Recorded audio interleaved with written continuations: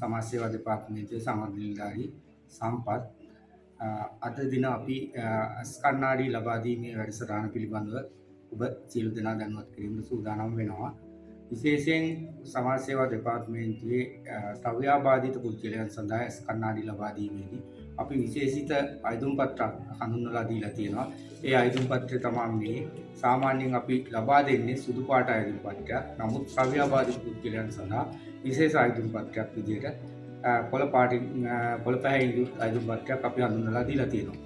මුලින්ම ශ්‍රව්‍යාබාධිත පුද්ගලයෙකුට කන්නාඩිය ලබා ගැනීමේදී රජයේ රෝහලකට ගිහිල්ලා අක්සි වාර්තාවක් ලබා ගැනීමෙන් අනතුරුව මෙම අපි හඳුන්වලා දුන්නු විශේෂ අයදුම් පත්‍රය පුරවලා ප්‍රදේශීය ග්‍රාම නිලධාරී මගින් සහතික කරලා අඩු ආදායම් ලාභී වෙන තත්ත්වය අපේ ප්‍රාදේශීය ලේකම් කාර්යාල මට්ටමින් ඉන්න සමාජ සේවා නිලධාරී සංවර්ධන නිලධාරීන් මාරු දුන්නොත් ඒ අවශ්‍ය කටයුතු සලස්සලා පළාත් කාර්යාලයට ආවට පස්සේ අපි ඔවුන්ට සුදුසු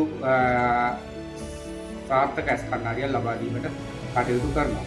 ඒ වගේම 25 අවුරුද්දේ අපි සාර්ථකව ශ්‍රව්‍යාබාධිත පුද්ගලයන්ගේ කන්නාඩි ප්‍රාදේශීය ලේකම් කාර්යාල මට්ටමින් සායන පවත්වලා ලබා දීමක් සිදු කරා. විශේෂයෙන්ම ඒ අවස්ථාව ලබා දුන්නේ සමාජ සේවා අධ්‍යක්ෂකතුමිය. එතුමියගේ පූර්ණ අධීක්ෂණය යටතේ අපේ ශ්‍රව්‍යාබාධිතයන් වෙනුවෙන් කටයුතු කරන සංඥා භාෂා නිලධාරී තුමිය ඒ සඳහා ඔවුන්ට පුද්ගලයෙකුම මැදිහත් වෙලා සංනිවේදන ගැටලු අවම කර ගැනීමේ තුලින් කන්නාඩියක් ලබා දෙන්න කටයුතු කරා. එෙහිදී කන්නාඩි 100කට අධික ප්‍රමාණයක් අපි ලබා දීමට අවශ්‍ය කටයුතු සම්පාදනය කරා. ඉතින් මේ අවුරුද්දෙත් අපි එම වැඩපිළිවෙල ප්‍රාදේශීය ලේකම් කාර්යාල හරහා සිද්ධ කිරීමට බලාපොරොත්තු වෙනවා. විශේෂයෙන් එෙහිදී අපේ සංඥා භාෂා නිලධාරී තුමියගේ සහයෝගය අපි එම ශ්‍රව්‍යාබාධිත පුද්ගලයන් වෙත ලබා දෙනවා. එතුමියගේ සහභාගීත්වයෙන් සංනිවේදන ගැටලු අවම කර ගනිමින් සාර්ථක කන්නාඩිය ලබා ගැනීමට ශ්‍රව්‍යාබාධිත පුද්ගලයන්ට හැකියාව ලැබෙනවා.